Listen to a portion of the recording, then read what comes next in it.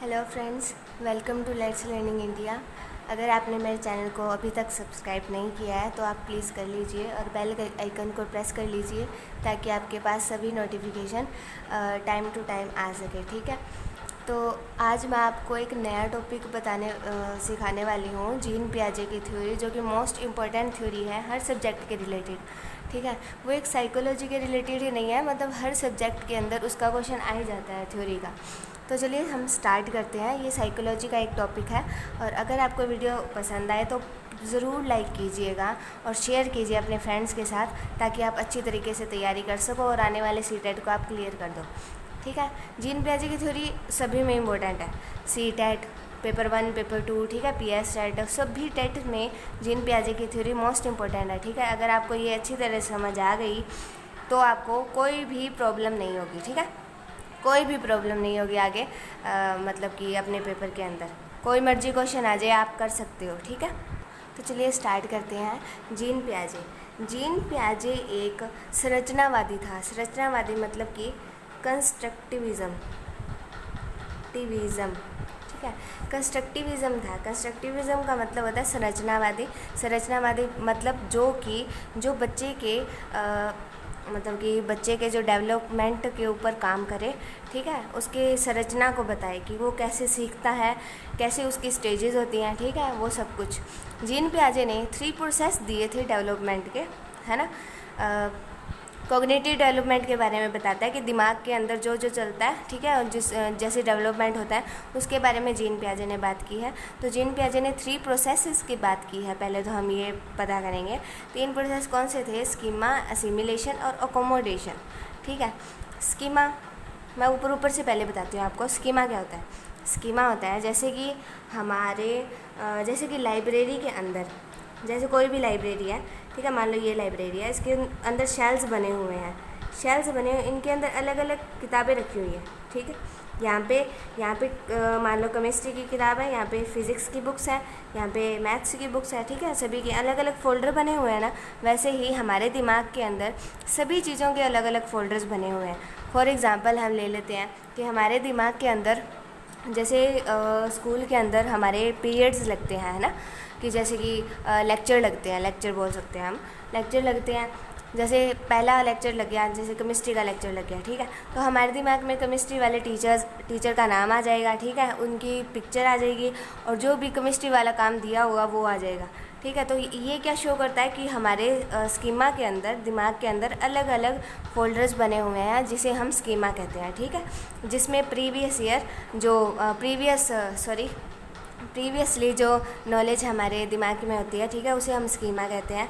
Assimilation मतलब कि जो स्कीमा के अंदर नॉलेज होती है, उस नॉलेज को बिना चेंज किए हुए हम नई नॉलेज को एक्वायर करते हैं, उसे एसिमिलेशन कहते हैं। ठीक है, नई नॉलेज या नई कोई घटना को एक्वायर करते हैं। ठीक है, अकोमोडेशन मतलब कि जो स्कीमा के अंदर हमारे प्रीवियसली जो नॉलेज पड़ी है ना, उसमें ही चेंज करते हैं अकोमोडेशन के अंदर। अकोमोडेशन में क्या होता है कि जो स्कीमा में नॉलेज पड़ी होती है, प्रीवियस नॉलेज को हम चेंज करके और अकोमोडेशन में रखते हैं। ठीक है, ये इक्विलिब्रियम का स्टेट है और ये डिसइक्विलिब्रियम का स्टेट है।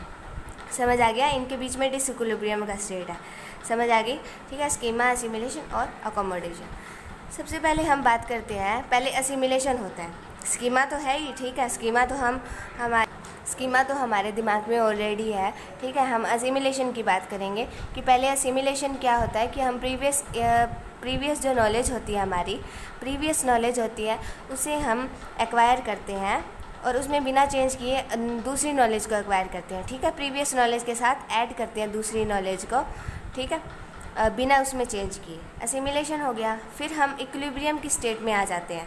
ठीक है, इक्विलिब्रियम की स्टेट में आ जाते हैं। मैं आपको मतलब ये करवाती हूँ ना, मतलब कि साथ साथ में करवाती रहूँगी और साथ साथ में ये बताती रहूँगी, फिर आपको एकदम अच्छी तरह समझ आएगा। एक बार जस्ट ये देख लीजिए आप कि इक्विलिब्रियम की स्टेट आती है, फिर डिसइक्विलिब्रियम, फिर अकोमोडेशन की।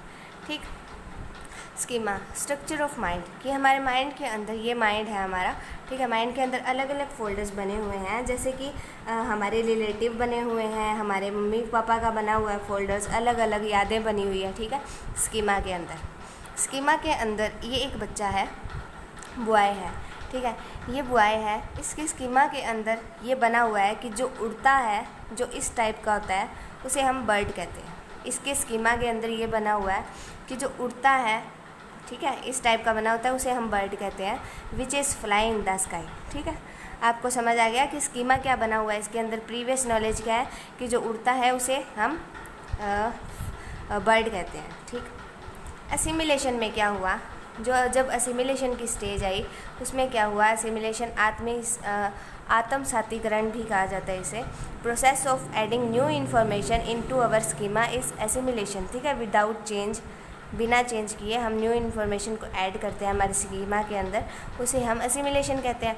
अब ये देखिए, अब क्या हुआ बुआई के साथ, ये बुआई था, ठीक है, वही वाला, उसे पता था कि ये बर्ड होता है ना, ये बर्ड होता है, उसे पता था। उसने बाई चांस एक एरोप्लेन देखा, ये वाला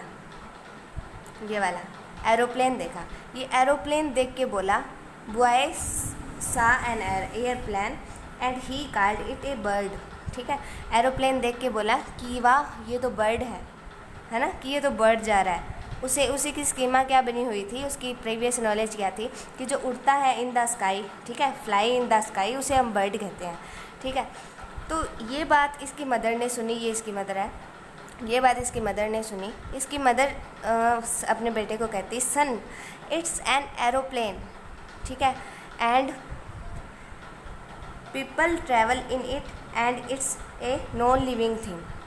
मतलब कि बेटा ये एक एयरप्लेन है और जो लोग होते हैं वो इसके अंदर यात्रा करते हैं, और ये एक नॉन लिविंग थिंग है, ना कि लिविंग थिंग है।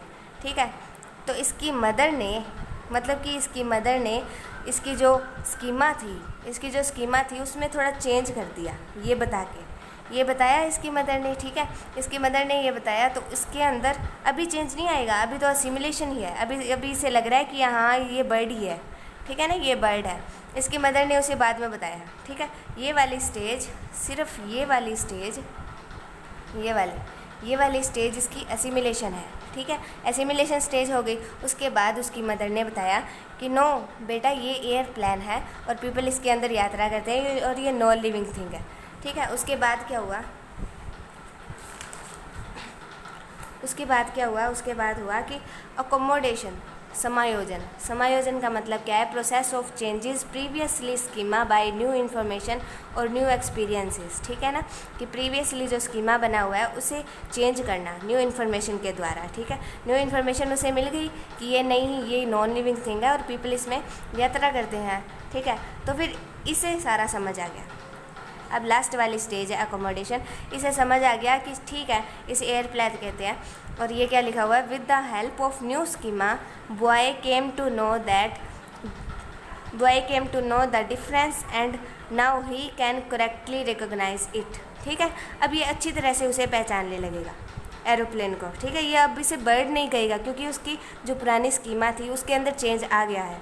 ठीक है, आपको ये स्टोरी पसंद आई ना, ये स्टोरी बहुत अच्छी है। ठीक है, इस स्टोरी की अगर आप थ्रू याद रखेंगे तो बिल्कुल याद रहेगी। अब मैं आपको ये बताती हूँ कि ये कैसे है। चलो अब आपको मैं ये बताती हूँ कि पहले क्या आया, पहले आया एसिमिलेशन आया। एसिमिलेशन का मतलब क्या था कि जो स्कीमा है, प्रीवियसली स्कीमा है, उसके अंदर विदाउट चेंज किए हम नई इन्फॉर्मेशन को ऐड करते हैं। ठीक है, उसने विदाउट चेंज किए नई इन्फॉर्मेशन को ऐड किया हम अपनी स्कीमा के अंदर। ठीक है, वो इक्विलिब्रियम के स्टेज में आ गया, समझ आ गई ना, वो इक्विलिब्रियम के स्टेट में आ गया। फिर जब उसकी मदर ने उसे बताया तो वो एक बार तो डिसइक्विलिब्रियम हो गया, इक्विलिब्रियम के स्टेट में नहीं, डिसइक्विलिब्रियम हो गया, वो असंतुलित हो गया। वो कहता कि ये ऐसे कैसे हुआ। ठीक है, फिर उसे समझ आया ना, फिर बाद में अकोमोडेशन हो गया। अब आपको समझ आ गई कि पहले असिमिलेशन में था, फिर इक्विलिब्रियम हो गया, फिर डिसइक्विलिब्रियम, फिर अकोमोडेशन। ठीक है, तो ये सारा था इसके प्रोसेसेस, 3 प्रोसेस थे इसके। ठीक है, स्कीमा, असिमिलेशन, अकोमोडेशन। मैं आपको रिवाइज़ करवा देती हूँ। स्कीमा क्या होता है कि हमारे दिमाग में फोल्डर्स बने हुए होते हैं। ठीक है, फोल्डर्स के अंदर हमारी प्रीवियस नॉलेज होती है जो हमने एक्वायर की है, प्रीवियस नॉलेज होती है। ठीक, और असिमिलेशन क्या होता है, असिमिलेशन हम न्यू इन्फॉर्मेशन को ऐड करते हैं बिना कोई स्कीमा के चेंज किए। ठीक, अकोमोडेशन हमारी स्कीमा के अंदर चेंज होता है बाय न्यू इन्फॉर्मेशन। ठीक है, जब न्यू इन्फॉर्मेशन आती है तो हमारी स्कीमा के अंदर चेंज हो जाता है। जो हमारी प्रीवियस नॉलेज होती है ना, उस नॉलेज के अंदर चेंज हो जाता है। फिर हम यहाँ पे बिल्कुल इक्विलिब्रियम के स्टेज में आ जाते हैं और हमें सब कुछ पता चल जाता है, ठीक है। 3 प्रोसेस ऑफ डेवलपमेंट है। जीन पियाजे ने ये बताया था कि बच्चे के अंदर ये 3 प्रोसेस ज़रूर होते हैं। बच्चों को, आप छोटे बच्चों को आजमाओगे ना, जीन पियाजे ने अपने 3 बच्चे थे इसके, ठीक है, तीनों बच्चों को आजमाया था, तो फिर ये इसने प्रोसेस दिए थे। आप छोटे बच्चों को आजमाओगे ना तो फिर ये प्रोसेस होते हैं उसमें, मैंने भी किया है, ठीक है। ये प्रोसेस होते हैं उसमें, पहले स्कीमा, फिर एसिमिलेशन, फिर अकोमोडेशन। हम बताएंगे तो अकोमोडेशन हो जाएगा, ठीक। तो आज के लिए गाइज इतना ही। अगर आपको वीडियो पसंद आई है तो लाइक कीजिए, कमेंट कीजिए, शेयर कीजिए मेरी वीडियोस को। और अगर आपको कहीं डाउट है तो मेरे साथ आप डिस्कस कर सकते हैं कमेंट के अंदर। और अगर आपको इसकी PDF चाहिए, ठीक है, तो आप मेरा टेलीग्राम चैनल भी ज्वाइन कर सकते हो, जो कि मैंने टेलीग्राम लिंक अपना डिस्क्रिप्शन बॉक्स में दे रखा है, ठीक है। वहाँ से आप ज्वाइन कर सकते हो टेलीग्राम चैनल मेरा। और अगर आपने वीडियो सब्सक्राइब नहीं किया तो सब्सक्राइब कीजिए चैनल को। और साथ में अगर वीडियोस नहीं देखी है, प्लेलिस्ट में जाके और आप वीडियोस देख सकते हैं मेरे। मैंने EVS का सारी NCERT ख़त्म करवा दी थी और साथ में उसके थोड़े प्रीवियस ईयर क्वेश्चन भी करवाए थे, और भी करवा दूँगी, ठीक है, प्रीवियस ईयर क्वेश्चन। पर आप साथ साथ में ये टॉपिक भी लेते चलिए। ये साइकोलॉजी की थ्योरी है एक, जीन पियाजे बहुत अच्छी थ्योरी है, बहुत इंपॉर्टेंट थ्योरी है, ठीक है गाइस। तो थैंक यू, बाय बाय।